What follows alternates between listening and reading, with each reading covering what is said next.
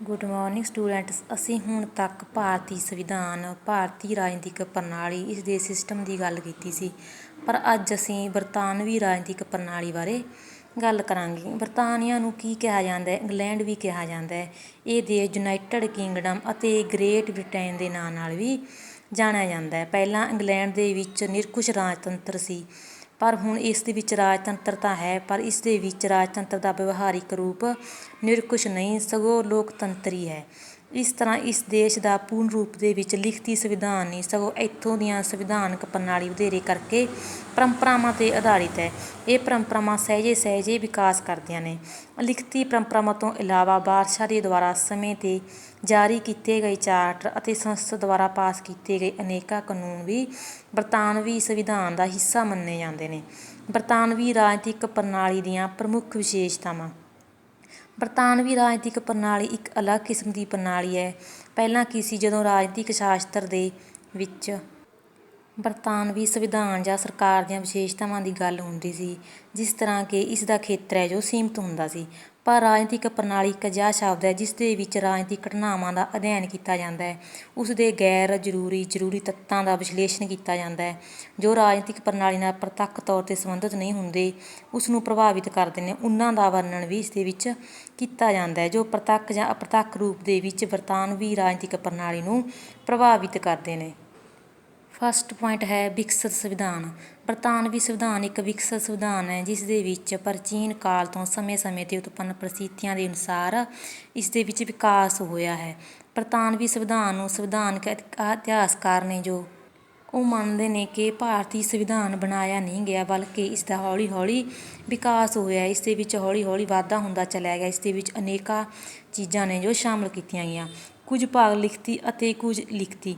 ਇਸ ਦੇ ਵਿੱਚ ਕੀ ਹੈ, ਕੁਝ ਭਾਗ ਲਿਖਤੀ ਰੂਪ ਦੇ ਵਿੱਚ ਮਿਲਦਾ ਹੈ ਜੋ ਕਿ ਕਿਸੇ ਇੱਕ ਸੰਵਿਧਾਨਕ ਦਸਤਾਵੇਜ਼ ਵਿੱਚ ਨਹੀਂ, ਸਗੋਂ ਵੱਖ-ਵੱਖ ਇਤਿਹਾਸਕ ਪੱਤਰਾਂ ਅਤੇ ਸਮੇਂ-ਸਮੇਂ ਦੇ ਪਾਸ ਕੀਤੇ ਗਏ ਕਾਨੂੰਨਾਂ ਦੇ ਵਿੱਚ ਹੀ ਮਿਲਦਾ ਹੈ। ਸੰਵਿਧਾਨ ਦੇ ਇਸ ਲਿਖਤੀ ਭਾਗ ਤੋਂ ਇਲਾਵਾ ਕੁਝ ਇਸ ਦੇ ਵਿੱਚ ਅਲਿਖਤੀ ਸੰਵਿਧਾਨਕ ਪਰੰਪਰਾ ਹੋਂਦ ਵਿੱਚ ਨੇ, ਜਿਵੇਂ ਕਿ ਮੰਤਰੀ ਮੰਡਲ ਦੀ ਸੰਸਥਾ, ਪ੍ਰਧਾਨ ਮੰਤਰੀ ਦੀ ਪਦਵੀ, ਪ੍ਰਧਾਨ ਮੰਤਰੀ ਦਾ ਕਾਬਿਨੇਟ ਸਦਨ ਅਤੇ ਇਸ ਦੇ ਪ੍ਰਤੀ ਉਸਦੀ ਉੱਤਰਦਾਇਕਤਾ, ਅਤੇ ਇਹ ਸਾਰਾ ਕੁਝ ਕੀ ਹੈ, ਅਲਿਖਤੀ ਪਰੰਪਰਾਵਾਂ 'ਤੇ ਆਧਾਰਿਤ ਕੀਤਾ ਗਿਆ ਹੈ।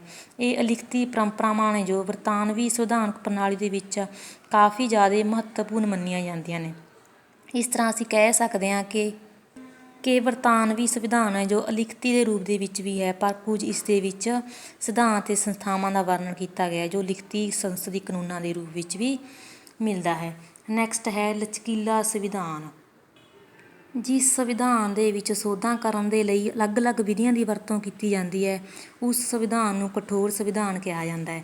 ਪਰ ਜੋ ਇੰਗਲੈਂਡ ਦਾ ਸੰਵਿਧਾਨ ਹੈ, ਲਚਕੀਲਾ ਸੰਵਿਧਾਨ ਹੈ। ਇੰਗਲੈਂਡ ਦਾ ਸੰਵਿਧਾਨ ਦੇ ਵਿੱਚ ਕੀ ਕੀਤਾ ਜਾਂਦਾ ਹੈ, ਸਧਾਰਨ ਕਾਨੂੰਨਾਂ ਅਤੇ ਸੰਵਿਧਾਨਕ ਕਾਨੂੰਨਾਂ ਨੂੰ ਸਧਾਰਨ ਬਹੁਮਤ ਦੇ ਅਨੁਸਾਰ ਪਾਸ ਕਰਕੇ ਹੀ ਚੇਂਜ ਕੀਤਾ ਜਾਂਦਾ ਹੈ। ਇਸ ਦੇ ਵਿੱਚ ਸੋਧਾਂ ਕੀਤੀਆਂ ਜਾਂਦੀਆਂ ਨੇ, ਤਾਂ ਕਰਕੇ ਇਸ ਸੰਵਿਧਾਨ ਨੂੰ ਲਚਕੀਲਾ ਸੰਵਿਧਾਨ ਕਿਹਾ ਜਾਂਦਾ ਹੈ।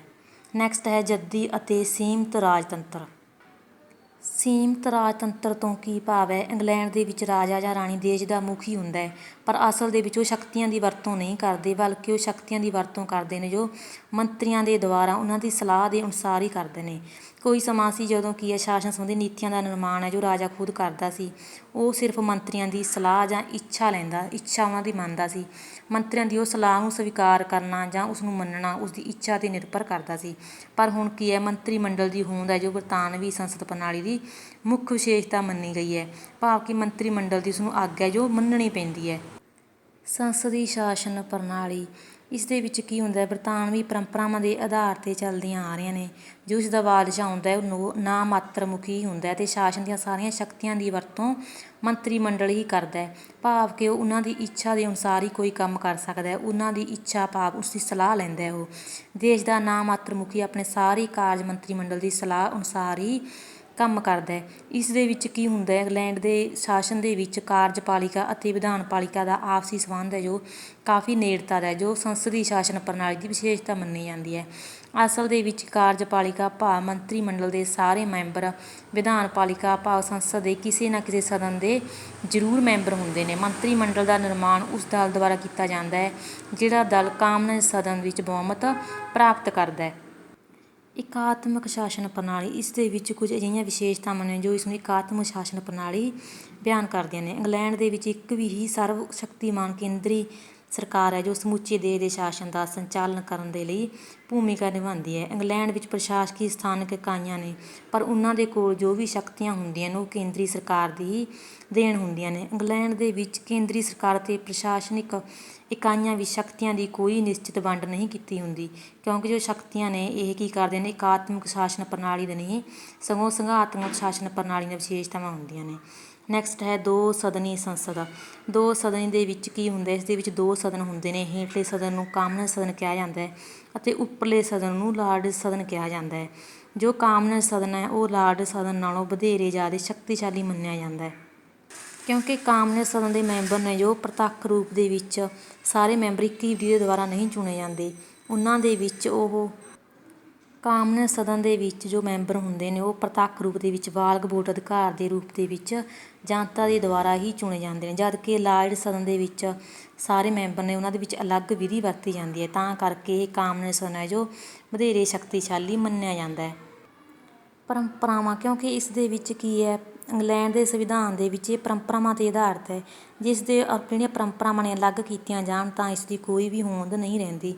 ਪਰੰਪਰਾ ਤੋਂ ਕੀ ਭਾਵ ਹੈ, ਉਹਨਾਂ ਅਲਿਖਤੀ ਨਿਯਮਾਂ ਜਾਂ ਸਿਧਾਂਤਾਂ ਤੋਂ ਹੈ ਜੋ ਨਿਸ਼ਚਿਤ ਸੀਮਾ ਤੱਕ ਰਾਜਨੀਤਿਕ ਨੈਤਿਕ ਦੇ ਚੰਗੇ ਆਧਾਰ ਹੁੰਦੇ ਨੇ, ਜਿਨ੍ਹਾਂ ਦੇ ਆਧਾਰ 'ਤੇ ਰਾਜਨੀਤਿਕ ਸੰਸਥਾਵਾਂ ਦੀ ਭੂਮਿਕਾ ਹੁੰਦੀ ਹੈ ਉਹ ਕਾਰਜ ਨਿਭਾਉਂਦੇ ਨੇ। ਪਰੰਪਰਾਵਾਂ ਦਾ ਕੋਈ ਵਿਅਕਤੀ ਜਾਂ ਸੰਸਥਾ ਨਿਰਮਾਣ ਨਹੀਂ ਕਰਦੀ, ਸਗੋਂ ਇਹਨਾਂ ਦਾ ਵਿਕਾਸ ਹੈ ਜੋ ਹੌਲੀ ਹੌਲੀ ਹੁੰਦਾ ਹੈ। ਇੰਗਲੈਂਡ ਦੇ ਵਿੱਚ ਮੰਤਰੀ ਮੰਡਲ, ਸੰਸਦ, ਬਾਦਸ਼ਾਹ, ਇਹਨਾਂ ਦੇ ਨਾਲ ਸੰਬੰਧਿਤ ਅਨੇਕਾਂ ਪਰੰਪਰਾਵਾਂ ਮੌਜੂਦ ਹੁੰਦੀਆਂ ਨੇ। ਇੰਗਲੈਂਡ ਦਾ ਸੰਵਿਧਾਨ ਹੈ ਪੂਰਨ ਰੂਪ ਵਿੱਚ ਇੱਕ ਲਿਖਤੀ ਦਸਤਾਵੇਜ਼ ਨਾ ਹੋਣ ਥਾਂ 'ਤੇ ਇਹ ਪਰੰਪਰਾਵਾਂ 'ਤੇ ਵਧੇਰੇ ਆਧਾਰਿਤ ਹੈ। ਨੈਕਸਟ ਹੈ ਅਧਿਕਾਰਾਂ ਦੀ ਵਿਵਸਥਾ। ਬਰਤਾਨਵੀ ਨਾਗਰਿਕਾਂ ਦੇ ਅਧਿਕਾਰਾਂ ਦੀ ਵਿਵਸਥਾ ਕਿਸੇ ਵੀ ਕਾਨੂੰਨੀ ਦਸਤਾਵੇਜ਼ ਨਹੀਂ ਕੀਤੀ ਗਈ, ਪਰ ਬਾਅਦ ਦੇ ਵਿੱਚ ਕੁਝ ਅਧਿਕਾਰਾਂ ਦੀ ਵਿਵਸਥਾ ਕੀਤੀ ਗਈ, ਜਿਸ ਦੇ ਵਿੱਚ ਅਦਾਲਤਾਂ ਦੇ ਨਿਰਣਿਆਂ ਦੇ ਸਿੱਟਿਆਂ 'ਤੇ ਪਹੁੰਚੀ ਕਿ ਇਸ ਦੇ ਲਈ ਕੁਝ ਅਧਿਕਾਰ ਨੇ ਜੋ ਹੋਣੇ ਚਾਹੀਦੇ ਨੇ, ਜਿਵੇਂ ਕਿ ਨਿੱਜੀ ਸੁਤੰਤਰਤਾ ਦਾ ਅਧਿਕਾਰ, ਭਾਸ਼ਣ ਦੇਣ ਅਤੇ ਵਿਚਾਰ ਪ੍ਰਗਟਾਉਣ ਦਾ ਅਧਿਕਾਰ, ਰਾਜਨੀਤਿਕ ਸਮੁਦਾਵਾਂ ਬਣਾਉਣ ਦਾ ਅਧਿਕਾਰ, ਪ੍ਰੈਸ ਦੀ ਸੁਤੰਤਰਤਾ ਦਾ ਅਧਿਕਾਰ, ਧਾਰਮਿਕ ਸੁਤੰਤਰਤਾ ਦਾ ਅਧਿਕਾਰ, ਸੰਪਤੀ ਦਾ ਅਧਿਕਾਰ ਅਤੇ ਵੋਟ ਦੇਣਾ ਅਤੇ ਚੋਣ ਲੜਨ ਦਾ ਵੀ ਅਧਿਕਾਰ ਹੈ ਜੋ ਸ਼ਾਮਲ ਕੀਤਾ ਗਿਆ। ਨੈਕਸਟ ਹੈ ਨਿਆਂਇਕ ਨਿਰਣਿਆਂ 'ਤੇ ਆਧਾਰਿਤ। ਇੰਗਲੈਂਡ ਦਾ ਸੰਵਿਧਾਨ ਹੈ ਜੋ ਨਿਆਂਇਕ ਨਿਰਣਿਆਂ 'ਤੇ ਆਧਾਰਿਤ ਹੈ, ਭਾਵ ਕਿ ਇਸ ਦੇ ਵਿੱਚ ਅਨੇਕਾਂ ਸਿਧਾਂਤਾਂ ਦਾ ਸੋਮਾ ਕੋਈ ਸੰਸਦੀ ਕਾਨੂੰਨ ਜਾਂ ਲਿਖਤੀ ਪਰੰਪਰਾ ਨਹੀਂ ਹੁੰਦਾ, ਬਲਕਿ ਇਸ ਦੇ ਵਿੱਚ ਵੱਖ-ਵੱਖ ਸਮੇਂ ਉੱਤੇ ਅਦਾਲਤਾਂ ਦੇ ਨਿਆਂਇਕ ਨਿਰਣਿਆਂ 'ਤੇ ਆਧਾਰਿਤ ਕੀਤਾ ਜਾਂਦਾ ਹੈ। ਇੰਗਲੈਂਡ ਦੇ ਮੌਲਿਕ ਅਧਿਕਾਰ ਨੇ ਜੋ ਉਹ ਸਾਡੇ ਭਾਰਤੀ ਸੰਵਿਧਾਨ ਦੇ ਨਾਲ ਹੀ ਮਿਲਦੇ ਜੁਲਦੇ ਨੇ। ਇੰਗਲੈਂਡ ਦੇ ਵਿੱਚ ਜੇਕਰ ਕੋਈ ਪੁਲਿਸ ਅਧਿਕਾਰੀ ਕਿਸੇ ਨਾਗਰਿਕ ਨੂੰ ਗ੍ਰਿਫਤਾਰ ਕਰ ਲੈਂਦਾ ਹੈ ਤਾਂ ਉਸ ਨਾਗਰਿਕ ਨੂੰ ਇਹ ਅਧਿਕਾਰ ਹੈ ਕਿ ਉਹ ਆਪਣੀ ਗ੍ਰਿਫਤਾਰੀ ਦੇ ਸੰਬੰਧੀ ਜਾਣਕਾਰੀ ਹੈ ਪ੍ਰਾਪਤ ਕਰ ਸਕਦਾ ਹੈ। ਜੇਕਰ ਪੁਲਿਸ ਅਧਿਕਾਰੀ ਉਸ ਨੂੰ ਇਸ ਦੇ ਬਾਰੇ ਜਾਣਕਾਰੀ ਨਹੀਂ ਦੇ ਸਕਦਾ ਤਾਂ ਉਸ ਦੇ ਸੰਬੰਧੀ ਉਸ ਨੂੰ ਸਜ਼ਾ ਹੈ ਜੋ ਮਿਲ ਸਕਦੀ ਹੈ।